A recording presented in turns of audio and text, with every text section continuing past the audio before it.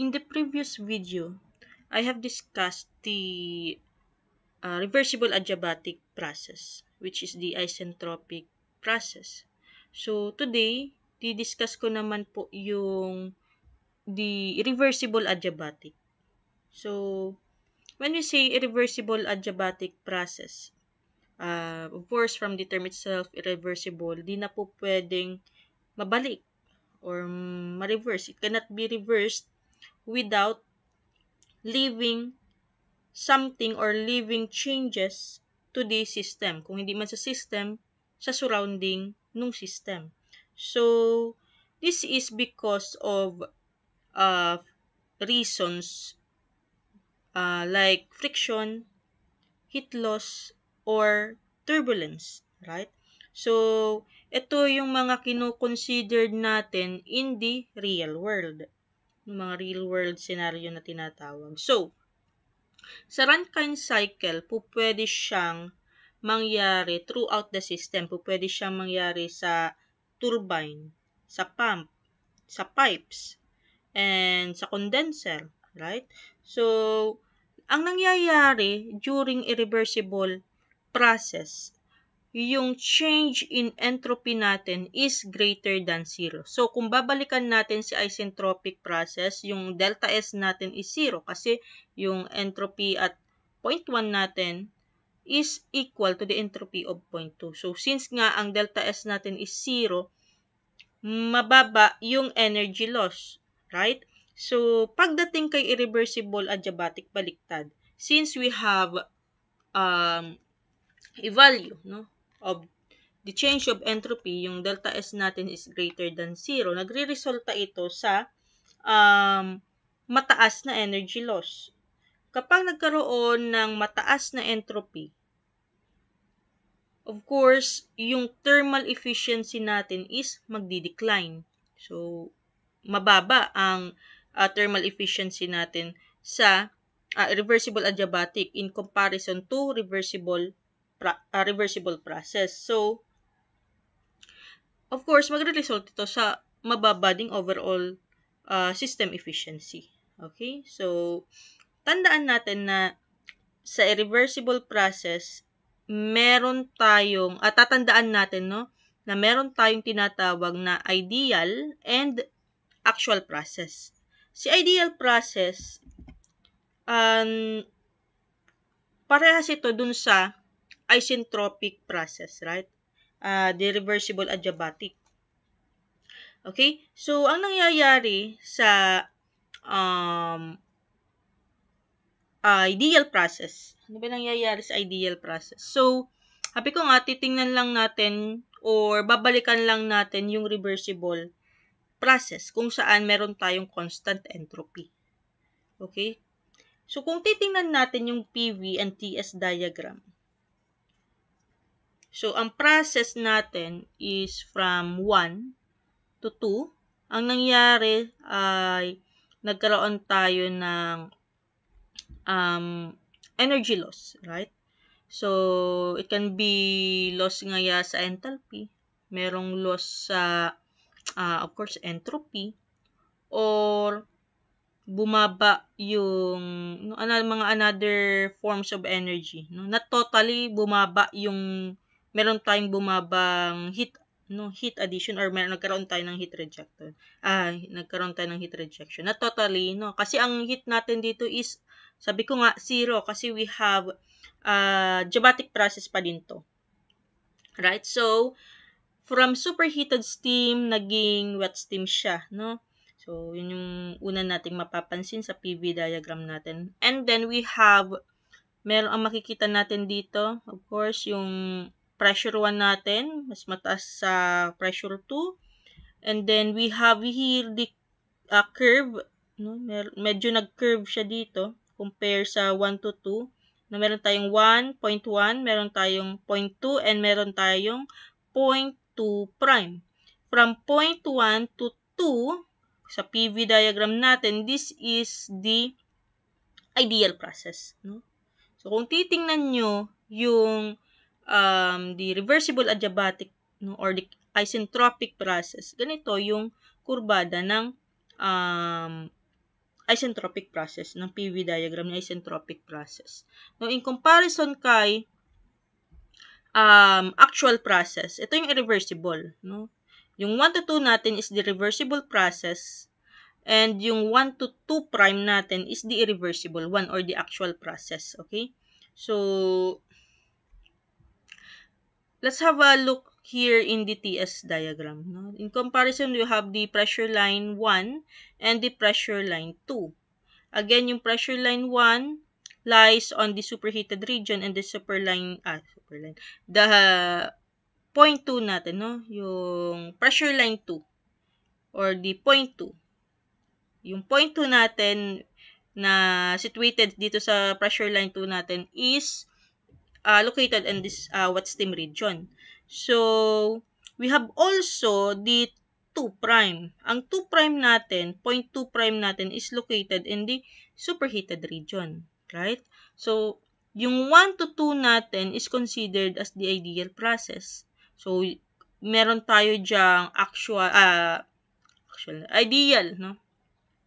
Ideal change in entropy from point 1 to 2. 0 yan, no? Kasi nga, ang 1 and 2 natin is lying on the same line sa entropy, right? So, yung S1 natin is equals to S2, and compare natin siya dito sa line ng irreversible line natin, or irreversible change natin sa entropy under irreversible process. Okay, so hindi siya parehas. Yan yung actual talagang nangyayari. No, hindi mag-i-equal yung entropy natin at point 1 and entropy at point 2 because of some reason. Some reason such as nga pwedeng may cause friction, turbulence ng working fluid natin. So, no, yun yung mga hindi natin maiiwasan. So ito nga yung resulta niya. Meron tayong change in entropy. So, ganito, no, meron siyang, ito yung irreversible line natin under TS diagram. Okay? So, again, 1 to 2 is the ideal process, and 1 to 2 prime is the irreversible process, actual process. Okay, so, kung kukunin natin yung work non-flow sa process na ito, no, considering na wala tayong heat transfer, no heat addition, no heat rejection, no, yung gagalaw lang dito is the other forms of energy such as nga enthalpy, the entropy, kung merong kinetic energy or kung merong potential energy, the work steady, yun, possible na gumalaw na thermodynamic properties dyan. And then, for the non-flow process, sabi ko nga, we have using the simple energy equation for heat addition, that is Q is equals to delta U. But since we are talking about irreversible process, gagamitin natin yung prime. Okay? So, delta U prime plus the work non-flow, that is equal to 0 since we have no heat transfer. So, the equation will be work non-flow is equals to delta U, right? So, the same lang dun sa isentropic process, but again, we are talking about the actual process. So, ang gagamitin natin is delta U prime, okay? So, that is equal to negative U2, negative close and open and close parenthesis U2 prime minus U1 prime. So, work done flow natin dito is equal to U1 prime minus U2 prime. Okay? So, for steady flow, but then no, sabi ko nga kung ganito yung equation natin, or ganito yung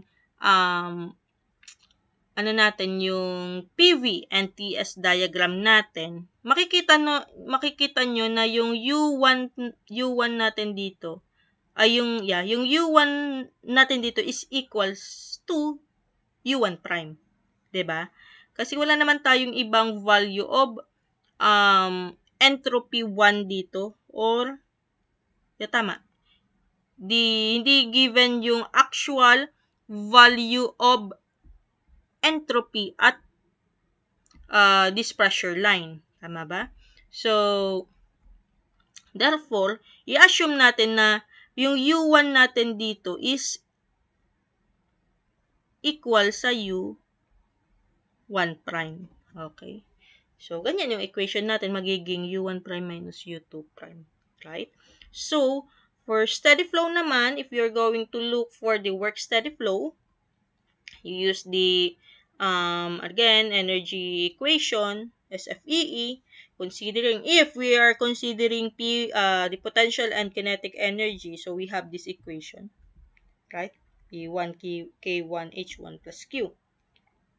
And since, if we have no change in potential energy, neglected din ang kinetic energy natin dyan. And again, since nga we are considering adiabatic process Q is equals to 0, so mag-a-arrive tayo sa equation na work steady flow is equals to H1 prime minus H2 prime. Right? So, the same lang yung aspect or yung essence niya compare sa isentropic process. Kasi, di ba, ang isentropic process is Ws is equals to H1 minus H2. But since we are considering, again, the actual process, we are using the prime symbol. So, H1 prime minus H2 prime. So, dito naman yan. Okay? So, for the efficiency of the process, we shall take note na under irreversible process, meron tayong, sa every process naman, or sa isentropic, pwede ka mag-expand, pwedeng mag-compress, right? Dito, sa irreversible process, pwede din mangyari yung compression and expansion. So, kung pag-uusapan natin yung efficiency of the process, paano natin siya kukunin? Ito yung tatalakayin nitong slide na to. So, for the expansion process, ano ba yung nangyayari sa expansion process? Take note, if we're going to look on the HS diagram, simply Euler's chart ito. No, in the first picture or in the first chart, this one. Sabi dito, the efficiency of the process is the ratio of the actual work and the ideal work. Okay, meron tayong actual work, which is the irreversible work, no? And then the ideal work, which is the yung reversible process. So, under isentropic, if we're going to consider the TS diagram, that is isentropic process, and this one is the irreversible process, yung actual work. Okay? Yung paggagalingan ng actual work. That will be on the irreversible process. Okay. For expansion, tama? And of course, we can also get the efficiency through the compression process. Okay? So, balik tayo dito sa HS diagram natin. Yung HS diagram natin, again, saturation line, meron tayong pressure line 1, meron tayong pressure line 2. Okay? Under pressure line 1, at condition 1 of the steam, that is considered as a superheated steam, so nasa superheated region po yan, right? And then, nag-undergo siya sa, let's say, ito expansion na to, no? Expansion. Kasi, during expansion process, take note na yung superheated steam natin, kapag nag-expand yan, no? It will be a wet steam. So, that is the common case, no? Common case po iyan ng steam, ng superheated steam during expansion process, no? So, nagkakaroon ng increased, tama ba? Ano yung nai-increase dyan? Pwede mag-increase yung entropy. Tama ba? So, ito kasi pwede itong mangyari sa turbine. No? So, sa turbine, yung superheated steam natin, nagiging wet steam pagtama nito sa turbine blades. Possible po yan. Nangyayari po yan. But, sabi ko nga, not all the time, superheated steam will become wet steam. Okay? Hindi natin hindi din natin siya kinukulong or um, nililimitahan. Kasi, not all the time, sabi ko, again, not all the time, superheated steam becomes wet steam. Okay? Pero, in the common case, usually, ang nangyayari po, yung superheated steam natin, kapag nag-undergo sa expansion process, nagiging wet steam po yan. Okay? So, makikita natin dito, from point 1 to 2, ito yung, yung ideal process. No? We have constant entropy here. Right? Ito yung ideal process natin, which is isentropic process or reversible process. Now, tingnan naman natin yung from point 1 to 2 prime. Yung point 1 to 2 prime is the irreversible process. Right? Irreversible adiabatic process. So, from 2 to 2 prime, ito yung irreversibility nangyayari. Diba? Meron tayong irreversibility kung i-compare natin itong 0.2 to 2 prime. Right?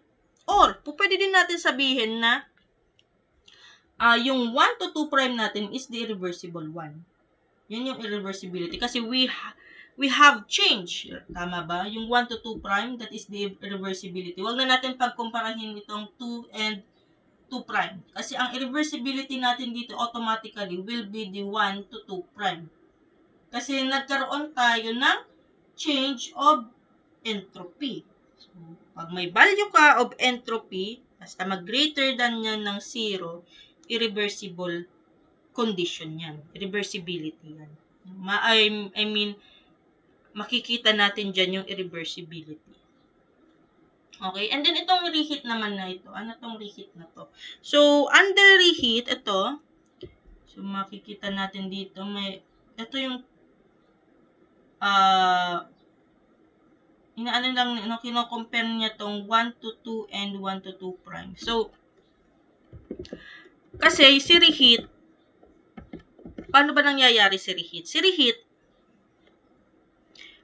not in the essence, kasi may reheat process tayo, di ba? Kung nakapagbasa na kayo sa Rankine cycle or the actual Rankine cycle or the reheat cycle. Reheat cycle. So, may makikita tayong reheat process doon. But, eto, hindi naman totally nire-represent niya yung total reheating process dito or the actual reheating process sa thermodynamic cycle. Hindi. No, ang rine-represent nito, ito yung kakailanganing energy, let's say enthalpy, ito yung extra enthalpy na kailangan para ma-supplyan mo or ma-suppress pa, pwede ba? Ma-suppress mo yung inefficiency na maidudulot nitong irreversibility. So, parang ganyan. So, again, yung reheat natin dito, nire-represent niya lang yung kakailanganin mong i-add na enthalpy. Diba? Para mabawasan yung pagka-irreversibility or hindi. Let's look at this one. This is the needed energy kasi enthalpy yung pinagko-compare natin dyan. The needed enthalpy in order to or this is because due, no? This is due to the irreversibility. Nangyari tong ano to, itong reheat na to, or kaya kinailangan mong or kaya tumaas, pwede din sabihin, kaya tumaas yung enthalpy niya is because of the irreversibility. So, tingnan natin siya sa ganung na aspect, no? So, pero kung kung titingnan mo, ito yung kakailanganing enthalpy because nangyari nga si irreversibility. So, parang ganun. Again, this is not representing the actual reheating. This is the, this only shows, no, that we need an extra enthalpy because nangyari si irreversibility. So, in sense na like that. Okay? So, again, yung efficiency natin is equal to the actual work all over ideal work. Hindi na yan bago sa atin. So, ano yung magiging actual work mo dyan? Ang actual work mo dyan will be the H1 minus H2 prime. Kasi yun yung irreversible natin. Itong H1 minus H2 prime. Yung ideal naman natin will be the H1 and H2. Yan yung ideal work natin, right? So, times nyo lang sa 100. So, that will be the efficiency nung expansion process. Okay? Now, okay, ito meron siyang yung H2 prime to H2 daw. H2 prime, tama ba? To H2 is yung also known din as the internal reheat process. So, sabi ko nga, addition lang to ng enthalpy. And then, from S2 prime to S2, yun yung irreversibility process. So, nabanggit ko na lang din yung kanina. And then, we have also for compression, we have here the plane for HS under compression process. So, we have here ito baliktad ata to.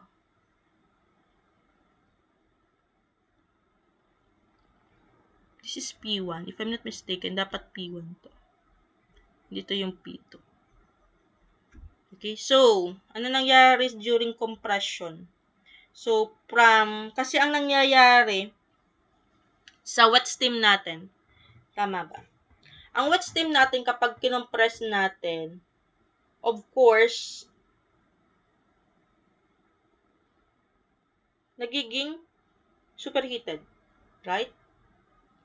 So, during compression process, no, yung steam natin nagta-transform or pumupunta sa superheated. No? Ini-increase niya yung, of course, the dryness or the quality, nag-i-increase yan. Diba? So, yung enthalpy, of course, mag-i-increase. Kaya makikita nyo yung enthalpy natin from point 1, compare natin sa point 2, mas mataas. No? Ito yung enthalpy, natin, line. So, ito.